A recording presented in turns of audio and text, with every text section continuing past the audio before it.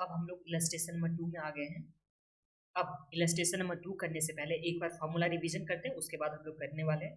ध्यान दीजिए, जब क्या था, इरिडीमेबल डिबेंचर था, क्या था, इरिडीमेबल डिबेंचर या इरिडीमेबल डेब्ट होता था, उस केस में कॉस्ट ऑफ इरिडीमेबल डेब्ट या इरिडीमेबल डिबेंचर के लिए क्या होता था फॉर्मूला, तो केडी इज इक्वल टू क्या होता था, इंटरेस्ट फिर 1 minus tax divide by net proceed. अब यहाँ पे नेट प्रोसीड लेते थे या करंट मार्केट प्राइस होता था तो करंट मार्केट प्राइस हम लोग ले देते, ये हो गया। अब जब ये क्या था, ये था सबसे पहले इरिडीमेबल के लिए। अब जब रिडीमेबल डेप्ट होगा, क्या होगा, रिडीमेबल डेप्ट होने वाला है, उस केस में फॉर्मूला क्या होगा, तो उस केस में यहाँ पे इंटरेस्ट फिर 1 माइनस टैक्स तो रहने वाला ही है, और इसमें यहाँ पे क्या होने वाला है, तो यहाँ पे ऐड होने वाला है। यहाँ पे ऐड क्या होने वाला है, तो redemption value minus net proceed divide by क्या हो जाएगा, तो डिवाइड बाय यहाँ पे एन होने वाला है, एंड उसके बाद होल डिवाइड बाय हम लोग को क्या करना है, तो realisable value plus net proceed and divide by 2 हो जाएगा। तो यहाँ पे नीचे में एवरेज होता है एंड ऊपर में हम लोग एन का मतलब क्या हो गया कि कितना नंबर ऑफ ईयर रिमेनिंग बच चुका है किसका, तो यहाँ पे डेप्ट को रिडीम होने में, तो उससे हम लोग को क्या करेंगे, जो रिडेम्पशन वैल्यू होगा फिर माइनस नेट प्रोसीड एंड उससे डिवाइड बाय हम लोग क्या करते थे, उससे रिमेनिंग जो लाइफ होता था उससे हम लोग डिवाइड करते थे। तो इस तरह से हम लोग का ये दोनों फॉर्मूला हो गया। अब इलस्ट्रेशन नंबर 2 में आ जाएंगे। अब इलस्ट्रेशन नंबर 2 में क्या दे रखा हुआ है, a company issued 10% debenture of rupees 100 each at a premium of rupees 10% on 1/4/2017। तो यहाँ पे प्रीमियम कितना दे रखा हुआ है, 10% दे रखा हुआ है, टू बी मेच्योर ऑन 1/4/2022। तो इस तरह से 1/4/17 से लेकर के 1/4/22 तक ये कितना ईयर होता है, तो इस तरह से 17 के बाद 18, 19, 20, 21, 22, ये कितना हो गया, 5 ईयर हो गया। तो इसका जो रिडेम्पशन होने वाला है कितने ईयर के बाद होने वाला है, तो इस केस में रिडेम्पशन होने वाला है 5 साल के बाद होना है, 5 ईयर के बाद होने वाला है। तो यहाँ पे एन कितना आ जाएगा इस केस में, ये आ जाएगा हम लोग का 5 आ जाएगा। और जब सम्स में आगे बढ़ते हैं तो debenture will be redeem on maturity पे रिडीम होने वाला है। Compute the cost of debenture assuming 35% as a tax rate. तो यहाँ पे 35% टैक्स रेट में हम लोग को निकाला है, कॉस्ट ऑफ डेब्ट निकाला है। तो आ जाइए कॉपी में इलस्ट्रेशन नंबर 2। अब इस इलस्ट्रेशन नंबर 2 में सबसे पहले क्या दे रखा हुआ है वो हम लोग समझेंगे एंड उसके बाद बनाना स्टार्ट करेंगे। तो ये आ जाइए, सबसे पहले नंबर ऑफ कितना है, डिबेंचर क्या है, तो नंबर ऑफ डिबेंचर ये है 10,000, ये हो गया हम लोग का नंबर ऑफ डिबेंचर। उसके बाद यहाँ पे फेस वैल्यू कितना हो गया, तो इसका फेस वैल्यू रुपीज कितना है, 100 है, और ये डिबेंचर था इशू जब हो रहा था, तो यहाँ पे 10% प्रीमियम में इशू हो रहा है, 10% प्रीमियम में यहाँ पे इशू हो रहा है। एंड उसके बाद क्या दे रखा हुआ है, एन नंबर ऑफ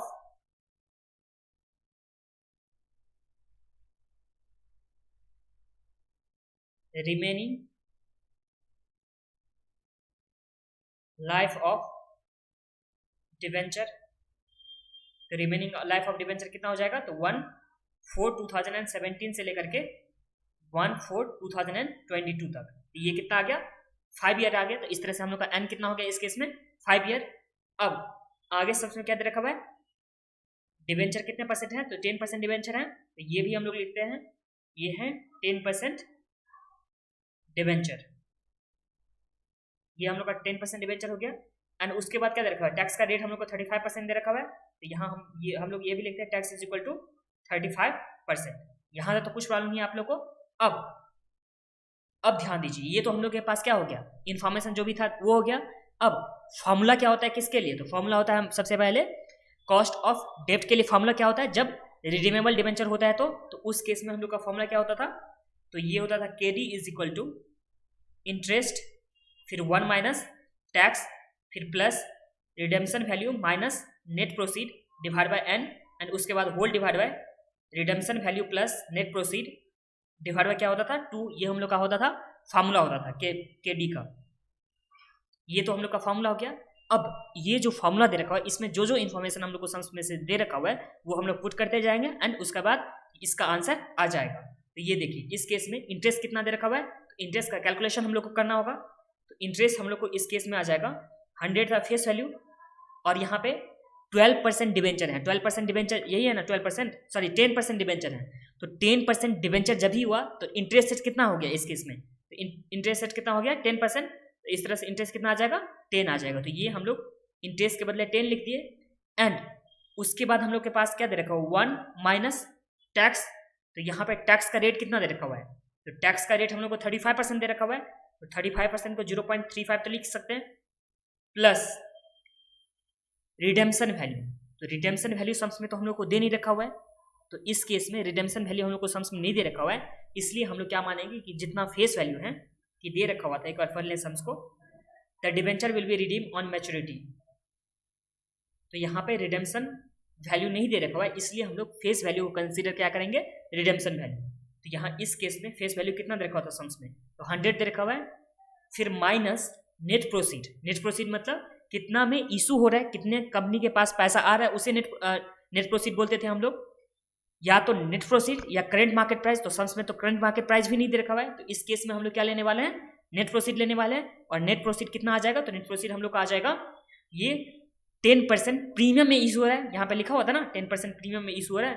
तो इस केस में 10% प्रीमियम में इशू हो रहा है, और जिसका फेस वैल्यू कितना है 100 है, तो इस केस में कितना में इशू होगा, तो 100 प्लस 10%, तो यहाँ कितना में इशू हो जाएगा 110 में इशू हो जाएगा। तो ये हम लोग का क्या हो गया, तो ये हो गया हम लोग का net proceed divide by N कितना होने वाला है। तो एन यहाँ हम लोग निकाल चुके हैं, रिमेनिंग लाइफ कितना बचा हुआ है, तो यहाँ पे 5 बचा हुआ है, तो डिवाइड बाय 5 कर देंगे। एंड उसके बाद 100 प्लस 110 डिवाइड बाय 2। अब इसे सॉल्व कीजिए कितना होता है, एंड उसी के साथ हम लोग का ये क्या आ जाएगा, यहाँ पे आंसर आ जाएगा। ये एक बार फिर से देख लीजिए नेट प्रोसीड हम लोग कैसे निकाले थे। तो सबसे पहले हम लोग का फेस वैल्यू था, प्लस में फेस वैल्यू में हम लोग 10% प्रीमियम में था, तो यहाँ पे फेस वैल्यू का 10%, तो ये आ गया 100 प्लस 10। इस तरह से इशू प्राइस कितना आ जाएगा,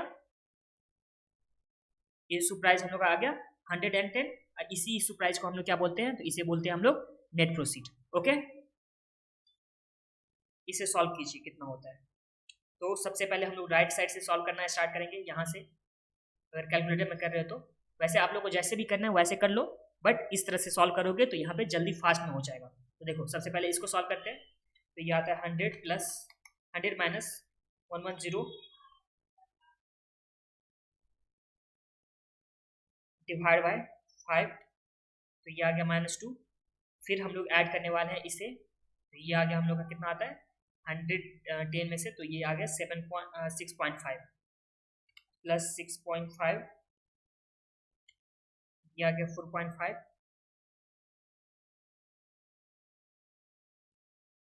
डिवाइड बाय 105।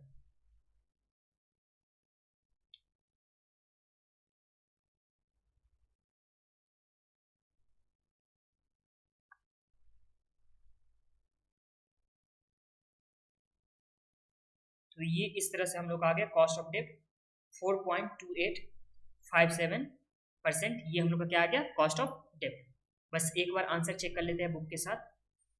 इसका भी आंसर दे रखा है 4.28। यहाँ हम लोग 4.2857 लिखे या 4.28 लिखे, दोनों ही केस में आंसर सेम ही होने वाला है। और इसी के साथ ही हम लोग का कौन सा इलस्ट्रेशन था, इलस्ट्रेशन नंबर 2 था, वो कंप्लीट होता है। और आई थिंक आप लोग को समझ में आ गया होगा। अब ध्यान दीजिए एग्जाम में कैसे लिखना है। तो एग्जाम में आपको लिखना है जैसे आईसीआई स्टडी मटेरियल में दे रखा हुआ है उस तरह से एग्जाम में लिख के आना है। तो देखिए सबसे पहले यहाँ क्या लिखा हुआ है, कॉस्ट ऑफ डेब्ट के लिए फॉर्मूला। तो कॉस्ट ऑफ डेब्ट के लिए जो भी फॉर्मूला होता है वो लिख देना है। एंड उसके बाद यहाँ पे आई लिखा हुआ है, तो आई का मतलब क्या होता है, तो इंटरेस्ट ऑन डिवेंचर, वो कैसे निकाले थे, तो यहाँ पे 100 का 10%, तो इस तरह से यहाँ पे 10 आ गया था। तो बेसिकली इसमें आपको कैसे लिखना है, तो सबसे पहले आप लोग को फॉर्मूला लिखना है। एंड फॉर्मूला के बाद जो ये फॉर्मूला के बाद इसका जो फुल फॉर्म होने वाला है, जैसे टी4 टैक्स हो गया एंड फिर नेट प्रोसीड हो गया, तो ये भी आप लोग को लिखना है। एंड जो सम्स के रिस्पेक्ट में जो इसका होने वाला है, जैसे नेट प्रोसीड हो गया 110, फिर रिडेम्पशन वैल्यू कितना हो गया 100 हो गया, तो ये सभी आप लोग को एग्जाम में लिख के आना है। एंड उसके बाद जो भी फॉर्मूला था उसमें जो भी वैल्यू दे रखा हुआ था वो पुट करके आंसर निकालना है। ओके, अब हम लोग चलेंगे नेक्स्ट वीडियो में इलस्ट्रेशन नंबर 3। उससे पहले इलस्ट्रेशन नंबर 3 से पहले आप लोग ये देख लीजिए, एक फॉर्मूला दे रखा हुआ था हम लोग के पास, ये दे रखा हुआ है। तो इस केस में कॉस्ट ऑफ डेट निकालने का किस तरह से फॉर्मूला दे रखा हुआ है, तो ये हम लोग के पास दे रखा हुआ है कॉस्ट ऑफ डेट निकालने का interest plus realisable value minus net proceed divide by N and इसका होल ब्रैकेट में 1 माइनस टैक्स दे रखा हुआ है एंड इसके whole divide by realisable value plus net proceed divide by ये 2 दे रखा हुआ है। अब ध्यान दीजिए, जो हम लोग का नॉर्मल केस होता था वहां क्या होता था, नॉर्मल केस में हम लोग को सिर्फ इंटरेस्ट के साथ क्या हो रहा था, टैक्स माइनस हो रहा था। बट इस केस में क्या हो रहा है, तो इस केस में realisable value minus net proceed divide by N, इसके साथ भी यहाँ पे टैक्स माइनस हो रहा है। तो ये क्यों हो रहा है, तो उसके लिए आप लोग ये लाइन पढ़िए, एक बार लाइन आप लोग खुद से रीड कीजिए।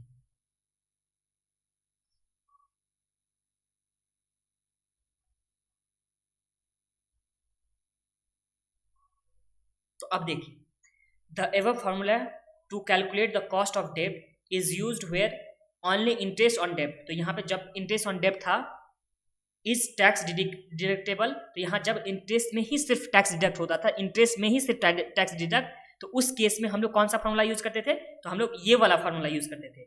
सिर्फ इंटरेस्ट में ही क्या हो रहा था, यहाँ पे टैक्स डिडक्ट, मतलब इंटरेस्ट 1 माइनस टैक्स। तो इस टाइम में हम लोग ये फॉर्मूला यूज करते थे सिर्फ इंटरेस्ट के टाइम में। बट यहाँ क्या बोला, समटाइम्स डेब्ट are issued at a discount और रिडीम्ड एट अ प्रीमियम। तो यहाँ पे कभी कभी क्या होता है, इशू होता है डिस्काउंट पे और रिडेम्पशन क्या चीज पे होता है, प्रीमियम पे होता है कभी कभी। तो इस केस में इफ डिस्काउंट ऑन इशू और premium on redemption are tax deductible, तो अगर डिस्काउंट या प्रीमियम में टैक्स डिडक्ट होगा तो उस केस में हम लोग को कौन सा फॉर्मूला यूज करना है, उस केस में हम लोग को ये वाली फॉर्मूला यूज करना है, जहां पे 1 माइनस टैक्स होगा, किस में से, इंटरेस्ट में भी से भी होगा, प्लस में रियलाइजेबल वैल्यू और माइनस नेट प्रोसीड में से भी माइनस होगा टैक्स। तो उस केस में हम लोग को क्या माइनस करना है, उस केस में हम लोग को कौन सा फॉर्मूला, तो ये फॉर्मूला हम लोग को यूज करना है। तो यहाँ एक बार देख लीजिए, इसमें कॉपी में देख लीजिए, तो ध्यान दीजिए, सिर्फ टैक्स डिडक्ट अगर इंटरेस्ट में होता है, सिर्फ इंटरेस्ट में ही होता है टैक्स डिडक्ट, तो उस केस में फॉर्मूला क्या होता है कॉस्ट ऑफ डेब्ट का, ये है रिडीमेबल का। रिडीमेबल के टाइम में टैक्स डिडक्ट अगर सिर्फ इंटरेस्ट में होगा तो उस टाइम में हम लोग का फॉर्मूला आ गया इंटरेस्ट 1 माइनस टैक्स, फिर plus redemption value minus net proceed divide by N, and इसके बाद होल डिवाइड बाय क्या करना है, redemption value plus net proceed divide by 2। ये हम लोग को करना है सिर्फ अगर इंटरेस्ट में से टैक्स डिडक्ट होगा तो।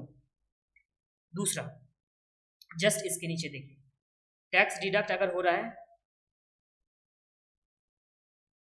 इंटरेस्ट एज वेल एज, ये था हम लोग का प्रीमियम और डिस्काउंट, प्रीमियम और डिस्काउंट में भी अगर टैक्स डिडक्ट होगा तो उस केस में फॉर्मूला क्या हो जाएगा, उस केस में हम लोग का फॉर्मूला हो जाएगा KD is equal to interest plus redemption value minus net proceed divide by N, and इसके होल में से हम लोग को माइनस करना होता है 1 माइनस टैक्स, एंड इसके बाद होल डिवाइड बाय हम लोग को क्या करना होगा, तो यहाँ पे realisable value plus net proceed divide by 2। तो इस तरह से ये हम लोग का फॉर्मूला हो गया था।